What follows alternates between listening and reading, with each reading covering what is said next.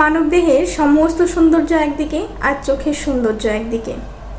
চোখ নিয়ে বহু কবি সাহিত্যিক অনেক কিছু রচনা করেছে, হয়তোবা সেটা চোখ যে মনের কথা বলুক কিংবা নীল নীল নীলাঞ্জনা, যেটাই হোক না কেন চোখের এক্সপ্রেশনে আপনি অর্ধেকটা কথা বুঝে যাবেন। চোখ মনের কথা বলে, এটা সত্যি। কোনো ব্যক্তি যদি আপনার চোখে চোখ রেখে কথা বলে তাহলে সেই ব্যক্তির মধ্যে অবশ্যই সৎ সাহস আছে।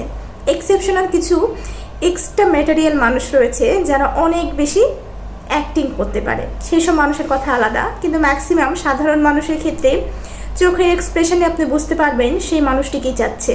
তার পুরো চোখে আপনি তার মায়া, ভালোবাসা, ঘৃণা সব কিছু দেখতে পাবেন। সুতরাং চোখের এক্সপ্রেশনটা বোঝার চেষ্টা করুন। যেসব মানুষরা মানুষ চিনতে চান, কোনো মানুষ যদি আপনাকে কিভাবে দেখে, সেই নজরটা কেমন সেটা বুঝতে চান, অবশ্যই চোখে চোখ রেখে কথা বলুন। চোখের এক্সপ্রেশনটা বোঝার চেষ্টা করুন।